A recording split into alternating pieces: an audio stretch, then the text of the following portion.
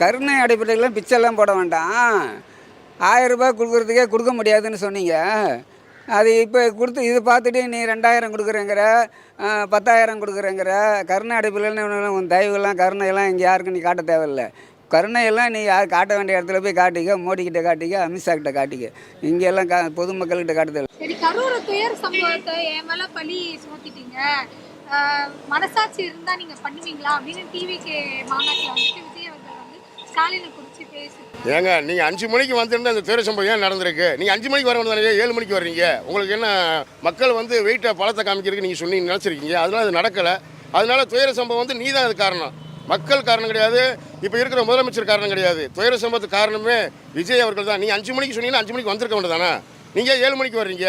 நான் ஒரு சும்மா எக்ஸாம்பிளுக்கு தான் சொல்கிறேன். 4 மணின்றது 5 மணின்றது ஒரு எக்ஸாம்பிள். நீங்கள் சொன்ன டேத்து கரெக்டாக வந்துருந்தீங்கன்னா உங்களுக்கு இவ்வளோ துயர சம்பவம் நடந்திருக்காதுல்ல. உங்கள் மேலே வீல் பழி சுமத்த மாட்டாங்கல்ல. அது உங்கள் தப்பு தானா? அவர் உன்னை பையன் மாதிரி அவரை உன்னை பார்த்தாரு. உதயநிதி எப்படி எந்த பார்வையில் பார்த்தாரோ அதே பார்வை தான் உன்னைய பார்த்தாரு. இல்லைன்னா அன்றைக்கே உன்னை ஜெயலலிதா மாதிரி தூக்கி வச்சு உன்னை டவுசரை களி தீங்கி வச்சுருப்பார். அதை முதல்ல மறந்துட்டு இப்போ பேசிக்கிட்டு இருக்காத. அதெல்லாம் சரி வராது. அவர் நினச்சிக்கிட்டாரு நம்ம ரசிகர்கள் பட்டாலும் ஊன்னு வருது, முண்டி அடிக்கிறாங்க, நமக்கு தான் எல்லாம், நான் தான் எல்லாம். கனவு உலகத்தில் இருக்கார் சார் அவர். விஜய் வந்து கனவு கண்டுக்கிட்டு இருக்கிறாரு.